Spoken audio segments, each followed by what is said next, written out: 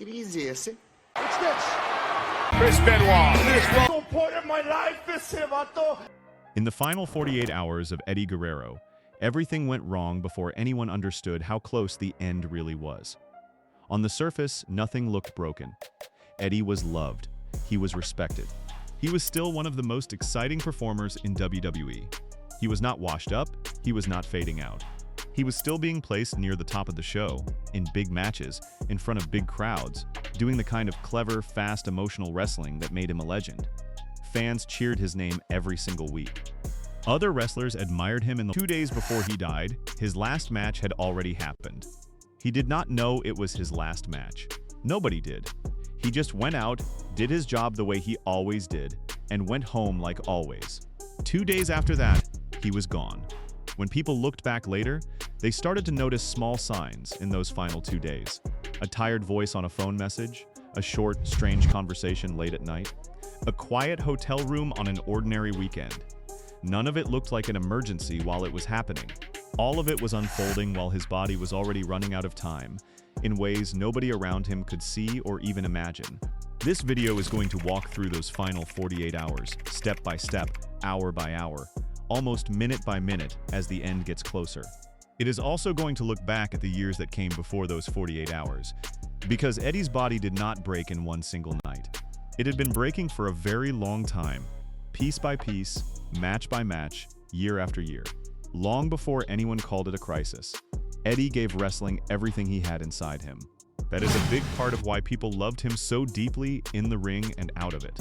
But giving everything also comes with a real cost, and his final 48 hours show exactly what that cost looked like once it finally arrived at his door. Eddie's last televised match aired on Friday, November 11th, 2005. It had actually been taped a few days earlier on November 8th in Indianapolis, but it reached fans on TV on that Friday night, the way taped wrestling shows usually work. He wrestled a younger star named Mr. Kennedy, also known as Ken Anderson. Eddie won the match by disqualification, and he won it the way he always seemed to win, with a trick. He used a steel chair and fooled the referee into believing Kennedy had swung it first. It was classic Eddie, sneaky, smart, fun to watch, even when his character was technically cheating to win the match. After the match ended, after the bell had already rung and the win was already official, Kennedy hit Eddie across the back with a real hard chair shot. That single moment, that one shot delivered after the match was already over, turned out to be the last physical strike that Eddie Guerrero ever took inside a wrestling ring for the rest of his life. Nobody watching at home had any idea that moment mattered at all. To them, it was simply another Friday night on SmackDown. Another clever win for a performer they had loved for years. Inside the company, many people genuinely believed Eddie was being lined up for something even bigger. Maybe another run near the very top of the card in the months ahead. On the surface, it looked like the beginning of a brand new chapter in his already remarkable career. It was actually the ending of his entire story. 2 days later, Eddie Guerrero would be dead at the age of 38. To understand how a man who looked so alive on TV, so sharp and so funny and so in control could be gone so soon afterward, we need to look much further back at what had quietly been happening inside his body and inside his life, long before that Friday night match ever aired to the public. Eddie came from wrestling royalty. He was born into the Guerrero family, a name that already meant something powerful in the wrestling world, long before Eddie ever stepped into a ring of his own. He trained in two very different wrestling styles from a very young age. One was Mexican lucha libre, which is fast, acrobatic, and built around constant motion, high-flying risk, and quick storytelling. The other was classic American professional wrestling, built around slower pacing and old-fashioned physical toughness. Eddie blended both styles together into something that felt completely his own, a mix nobody else could quite copy. From the very start of his career, people who watched him work could tell he had a rare and special gift. His earliest big success came in Mexico, working for a promotion called AAA.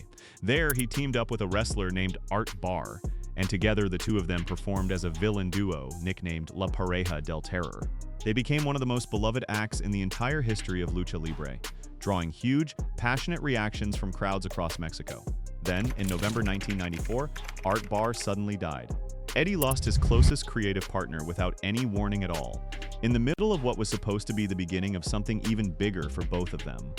It was an early, painful lesson in just how quickly wrestling, and life itself could take away the people standing closest to him. After that devastating loss, Eddie moved to a smaller but highly respected American promotion called ECW. There, he teamed up with another future legend named Dean Malenko. Together, the two of them wrestled some of the most technically respected matches of that entire era of professional wrestling. Matches that hardcore fans still talk about decades later. On August 26, 1995, they wrestled a farewell match together that ended in a draw, with neither man able to beat the other. The match was so emotional that afterward, the entire ECW locker room carried both men around the building on their shoulders while the crowd chanted, "Please don't go," over and over again until their voices gave out. That is how deeply people already loved watching Eddie wrestle, even at that early, lesser-known point in his career. From ECW, Eddie moved on to WCW, one of the two biggest wrestling companies in the entire world at that time. But WCW had a structural problem that worked directly against someone built like Eddie. The company leaned heavily on giant-sized stars to headline its biggest shows. Wrestlers like Hulk Hogan, Kevin Nash, Goldberg, and Scott Hall ran the company and absorbed most of the spotlight, the merchandise sales, and the title pushes. Eddie was smaller, faster, and far more technical than those men, and there did not seem to be real room at the very top for a performer built the way he was. No matter how good his matches turned out to be, he felt stuck behind an invisible ceiling that never seemed to move an inch, year after year. So Eddie did something bold and very public about it. He went on live TV and demanded his release directly to the face of WCW's president at the time, Eric Bischoff, right there on Monday, Nitro, in front of a national audience. It was a real, raw, visible moment of frustration spilling out for the whole wrestling world to see. Not a scripted storyline, he could quietly walk back the next week. Soon afterward, in October 1998, Eddie helped form a group called the Latino World Order, built specifically to give a real voice and a real spotlight to Mexican performers who kept getting passed over for bigger opportunities inside the company. It became a powerful and meaningful idea for a lot of fans, and they responded to it immediately and loudly, finally seeing themselves represented near the top of the card instead of stuck somewhere in the middle of the show. Then, on New Year's Day in 1999, everything in Eddie's life suddenly slowed down in the worst possible way. He was involved in a serious car accident. He survived it, but the crash left lasting physical damage on his body. Damage that does not always show up clearly on a TV screen, but adds real, permanent weight underneath everything that happens afterward in a person's life. There was no time off built into his schedule to truly heal from something like that. Eddie kept wrestling anyway, almost as if nothing had changed at all. He kept performing at a high level, night after night, city after city, exactly the way fans expected him to. But his body was already quietly carrying far more than the people cheering for him every single week could ever realize from their seats in the crowd, completely unaware of what was happening underneath the costume and the smile. In early 2000, Eddie left WCW behind for the WWF, joining three other gifted wrestlers, Chris Benoit, Dean Malenko, and Perry Saturn, as a brand new group called the Radicals. This time, the bigger and more visible company finally gave Eddie real room to shine entirely on his own. He quickly broke out as a single star, winning both the European Championship and the Intercontinental Championship within his first couple of years in the promotion. He also had a popular on-screen pairing with Chyna that fans connected with right away, adding even more attention to his rising profile. After years of feeling stuck behind other men, Eddie was finally getting the spotlight he had wanted for so long, and he made the absolute most of it every time the cameras turned on. But the very same high-flying, high-impact style that made Eddie so thrilling to watch on TV was also slowly wearing his body down underneath all that excitement. His signature finishing move, the frog splash, put repeated, heavy impact directly on his body every single time he used it, and he used it constantly, in match after match, year after year. Along with the growing physical pain from that kind of constant impact, Eddie developed a serious dependency on alcohol and prescription painkillers during this period of his career. Around the Christmas holidays in late 1999, that dependency very nearly killed him. He overdosed, and the overdose was nearly fatal. Doctors had to use emergency adrenaline injections just to get him breathing normally again that night. Eddie kept working through it as best as he could for a while longer. In late 2001, he was arrested for driving under the influence. The company released him from his contract not long afterward, ending that chapter of his career abruptly. For a lot of people, a moment like that could easily have ended a career for good, with no real path back. Instead, Eddie spent the next several months wrestling on the independent circuit, far from the bright lights of national television, slowly and quietly rebuilding both his career and his life from the ground up, one small show at a time. He got sober during that stretch, genuinely sober, not just for a few weeks to satisfy somebody else watching closely, but in a way that was clearly meant to last for the rest of his life. In April 2002, WWE brought him back to the company. This time, he teamed up with his nephew, Chavo Guerrero Jr., to form a tag team called Los Guerreros, their catchphrase. "We lie, we cheat, we steal," quickly became one of the most popular things happening anywhere on SmackDown television. A line fans in the crowd would shout right back at the screen before Eddie even finished saying it. Same championship he had once watched bigger, larger-than-life stars hold, while he was stuck several steps below them. It should have been, and in many real ways truly was, the happiest moment of his entire wrestling life up to that point. Years of being told he was too small, too risky, or simply the wrong fit for the top of the card had finally been answered with the biggest title in the entire company resting on his shoulder. But it also came bundled with a heavy price that fans watching at home from their couches never saw happening behind the scenes. Inside the company, not everyone supported the idea of Eddie holding the top championship. SmackDown's head writer at the time, Paul Heyman, reportedly fought hard against the decision behind closed doors. According to the research, he believed a smaller Hispanic performer could never become a sustainable, long-term draw on a national stage, no matter how talented he was inside the ring. Vince McMahon disagreed firmly with that view and pushed the title run forward anyway, putting his own weight behind Eddie's push to the top. But once Eddie actually became champion, TV ratings and live ticket sales both went down somewhat during his reign holding the belt.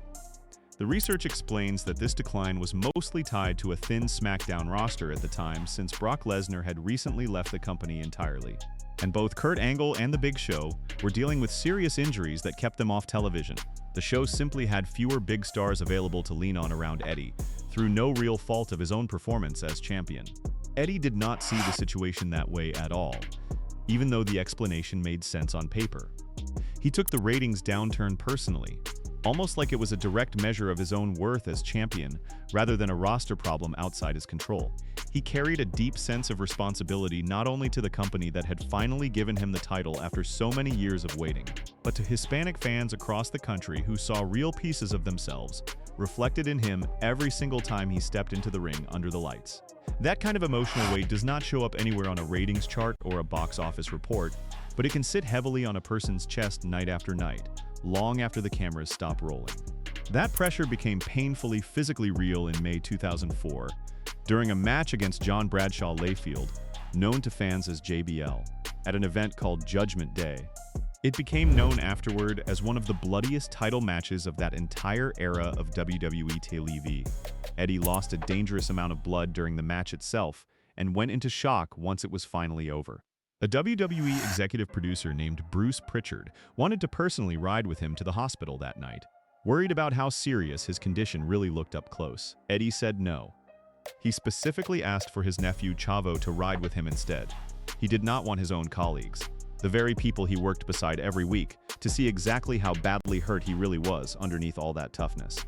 That single choice tells us a great deal about who Eddie was as a person, and about the culture surrounding him inside the wrestling business as a whole. He had fought so hard for so many years against so many obstacles to finally reach the top of the card that he simply could not allow people to see him break, even in a moment when his body was clearly screaming for real medical attention. Inside that world, showing real weakness can feel exactly like losing your spot all over again overnight. Eddie had already lost his spot once before, back when the DUI arrest cost him his job entirely. That long history brings us right back to Friday, November 11th, 2005, and the very match the world watched without ever knowing it would be his last. Eddie's match against Mr. Kennedy looked on the surface completely normal in every single way. The fake chair trick, the disqualification finish. The crowd popping loudly for another classic Eddie moment they had seen 100 variations of before. For most fans tuning in at home that night, it was simply one more fun chapter in a long and deeply beloved career that showed no signs of slowing down.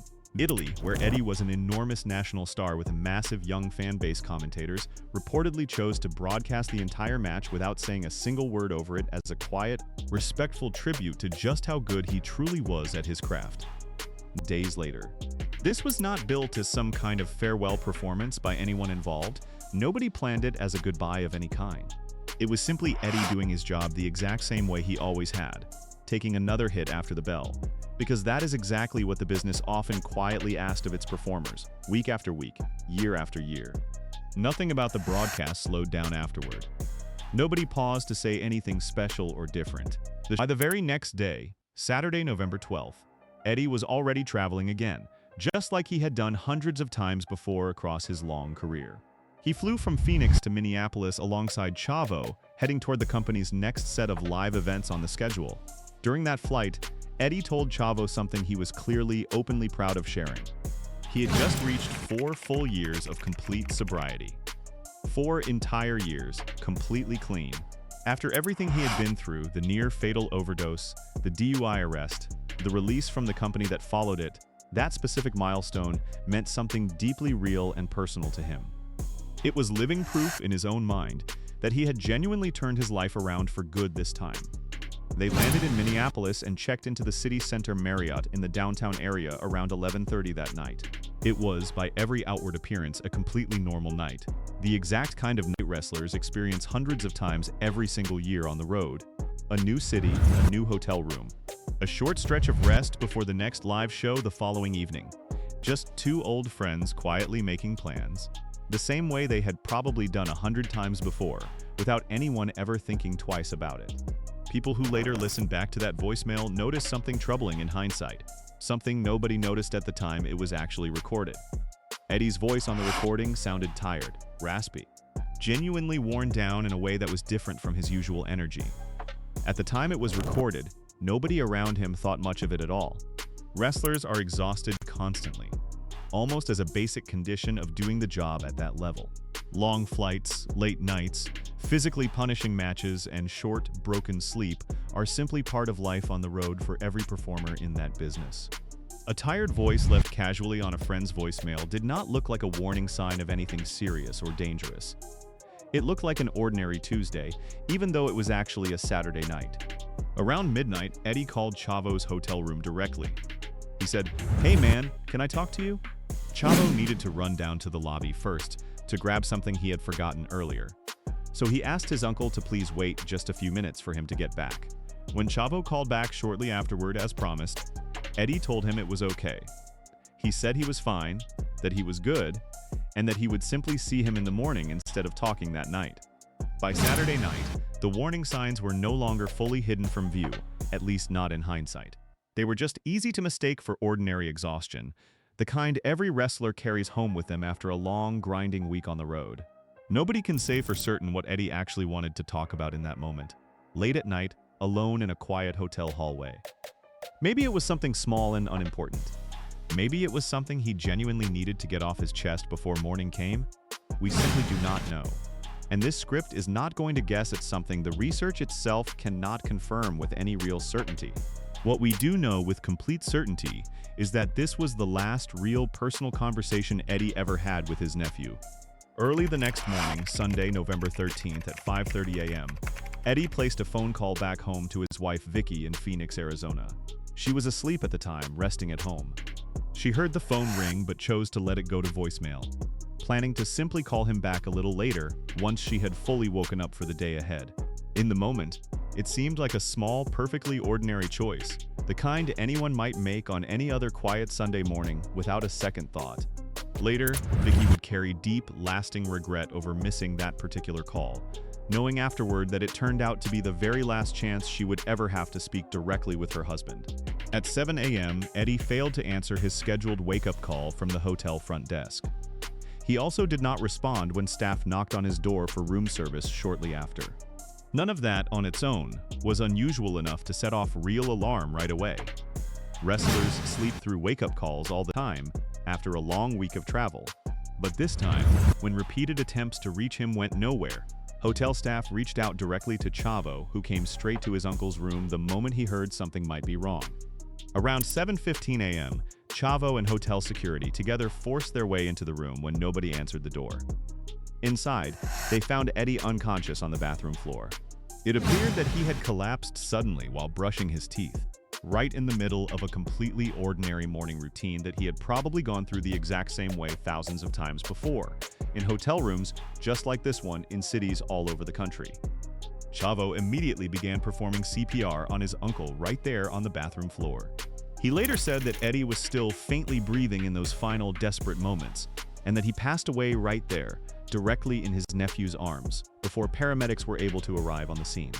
Emergency responders showed up shortly afterward and officially declared him dead. Eddie Guerrero was 38 years old. There was no dramatic final scene in any of this. No big speech. No clear warning siren that anyone around him could have heard in time to truly act on it. Just an ordinary hotel bathroom on an ordinary Sunday morning sitting at the very end of a long string of small, easy-to-miss signs that had quietly been building, not just across those final 48 hours, but across many years that came long before them. Almost a full month later, on December 8, 2005, the Hennepin County Medical Examiner's Office released an official report explaining exactly what had happened inside Eddie's body that morning. The official cause of death was listed as natural, caused by sudden heart failure. The deeper reason sitting behind that heart failure was a long-term disease affecting his heart and the blood vessels that fed it oxygen. In the simplest possible terms, his heart's blood vessels had become hard and badly narrowed over many years of wear.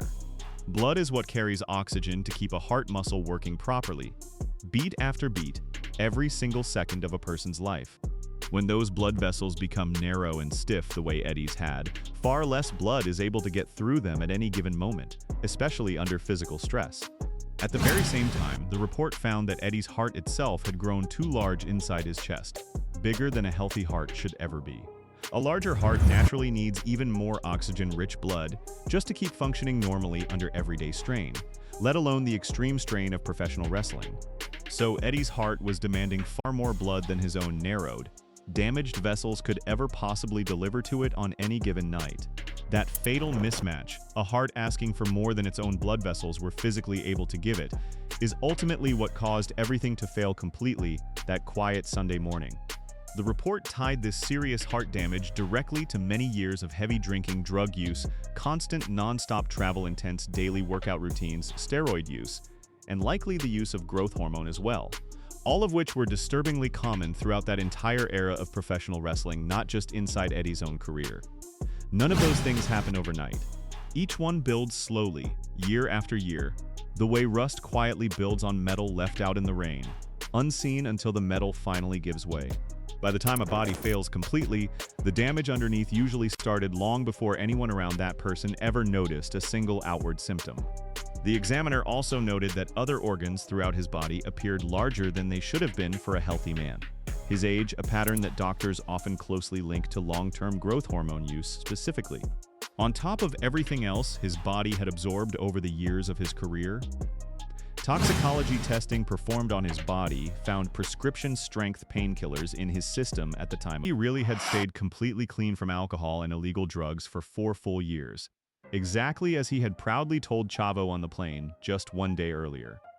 The painkillers found in his system were there specifically to manage real ongoing physical pain from old injuries and years of cumulative physical damage to his joints and his body, not any kind of return to his earlier struggles with substance abuse. Getting sober does not make old pain disappear. It often just changes shape, and a person still has to find some way to manage it every single day. Somehow, using whatever tools doctors are willing to give them.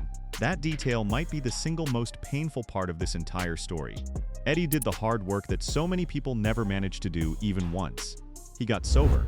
He stayed sober day after day for 4 full years. He rebuilt his entire life around that sobriety and carefully protected it for as long as he possibly could, right up until the very end.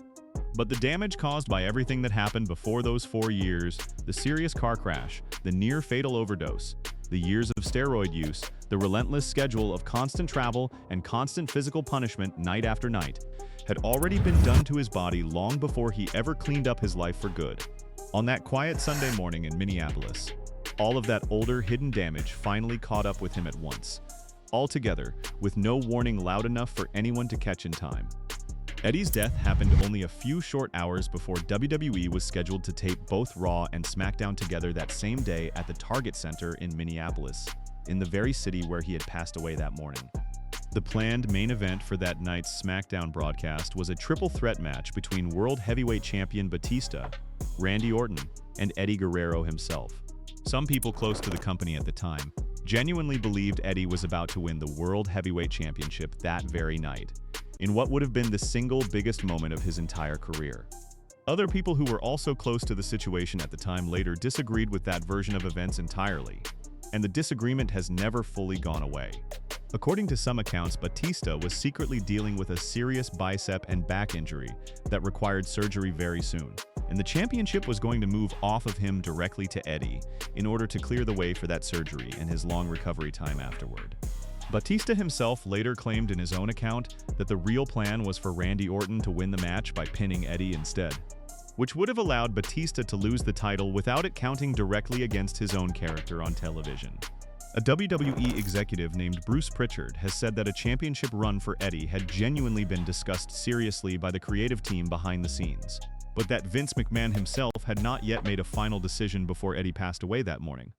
The full truth about what was actually supposed to happen that specific night may never be completely settled, even decades later. There were also bigger plans further down the road that never got the chance to happen.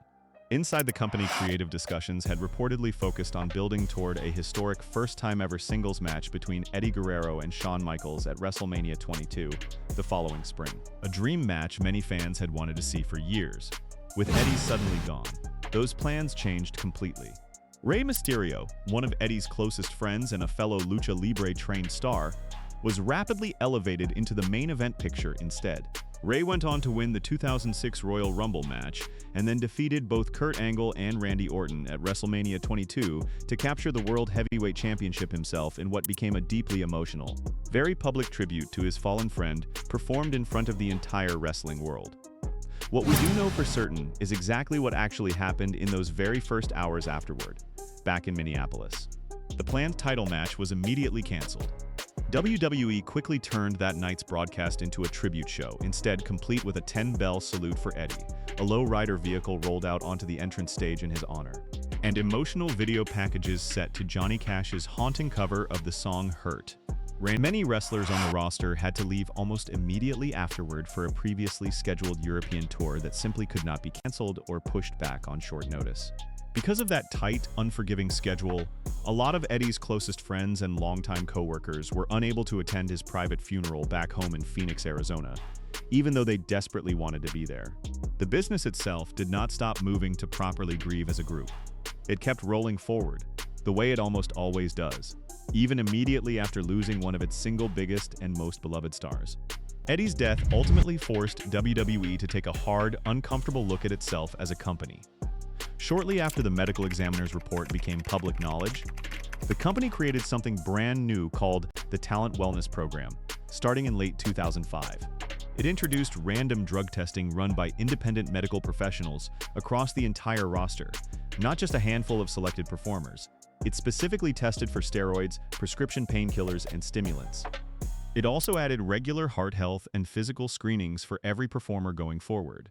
The kind of screening that might have caught Eddie's condition years earlier if it had existed sooner. It was a genuinely meaningful change inside the company, even though it only arrived after Eddie had already paid the terrible price that ultimately made it feel necessary to everyone involved. This loss hit Chris Benoit especially hard, harder than almost anyone else around Eddie at the time, including Eddie's own family in some ways. The two of them had been close friends for years, going all the way back to their time together as part of the Radicals when they first arrived in the company together. According to the research, Benoit struggled deeply with grief and depression following Eddie's death, and that pain never fully resolved itself over the following months and years that followed.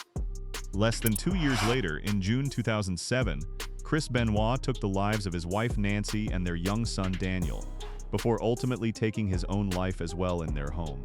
Investigators later discovered a personal journal that Benoit had been keeping, one that Nancy had originally bought for him specifically as a way to help him work through his grief over losing Eddie. It reportedly contained deeply painful, handwritten letters addressed directly to his late friend, written over many months. The research connects Eddie's death to Benoit's emotional collapse in the years that followed, alongside other serious factors involving Benoit's long-term brain health that investigators later identified during their examination. This is an extremely heavy and complicated tragedy entirely on its own, and it deserves real care rather than unnecessary detail for its own sake here. What matters most for this story is something simple. The grief from losing Eddie did not stay contained to one sad week back in November 2005. It quietly rippled outward for years afterward, into the life of one of his very closest friends in the entire world. That same loss also reached deeply into fans living far outside the United States, in places American audiences might not expect. In Italy specifically, Eddie Guerrero was a massive star, with his face appearing on merchandise, action figures, and clothing aimed at an entire generation of young fans across the country. Professional wrestling as a whole was booming there throughout 2005, reaching more households than ever before. After Eddie's sudden death, and then again after the Benoit tragedy became public knowledge 2 years later, the Italian public and media turned sharply and harshly against the entire sport, branding it publicly as violent, drug-ridden, and dangerous. SmackDown was eventually pulled from free TV there entirely, and one of WWE's most successful international markets shrank dramatically afterward and never fully recovered to what it had once been. So what do we do with all of this information now that we have walked through it together? From that Friday night match all the way through everything that followed. We do not reduce Eddie Guerrero down to nothing more than the way he ultimately died. That would not be fair or honest about who he actually was as a person and as a performer who meant so much to so many people, in so many different places around the world. Eddie Guerrero was a genuine genius inside the wrestling ring. He could tell an entire story using nothing but his face, his timing, and his instincts, without needing to say a single word. He made millions of people laugh, gasp, and cheer, sometimes within the very same match, sometimes within the very same minute of action. He was loved deeply by fans across multiple countries and multiple generations, and he was loved just as deeply by the people who worked alongside him every single day of his long career. The kind of love that does not fade with time. He also accomplished something incredibly hard along the way. Something many people never managed to achieve in their entire lives. He hit rock bottom through addiction, through a near-fatal overdose, through an arrest that cost him his job entirely and nearly ended his career for good. And he still found a way to climb all the way back up from it. One small show at a time, far away from the cameras that once knew his name. He got sober, and he stayed sober for 4 real, genuine years, right up until the very end of his life. That part of his story is not some small footnote tucked away at the bottom of his career highlights. It stands as one of the most genuinely brave things he ever did, inside the ring or outside of it, in front of cameras or completely alone, with nobody watching or cheering him on for it at all. But his final 48 hours still carry a real warning worth remembering carefully, long after the tributes have ended and the tears have dried. A tired voice left on a simple voicemail. A quiet midnight phone call that ended earlier than it probably should have. A body that had already absorbed years and years of hidden damage, long before anyone around him. The part of this story that reaches beyond just one man, into an entire business that still has to reckon with how it treats the people who give it everything they have. Eddie Guerrero gave wrestling everything, and that is exactly why fans still love him today, all these years later. But his final 48 hours show the real cost of giving everything until there is truly nothing left to give.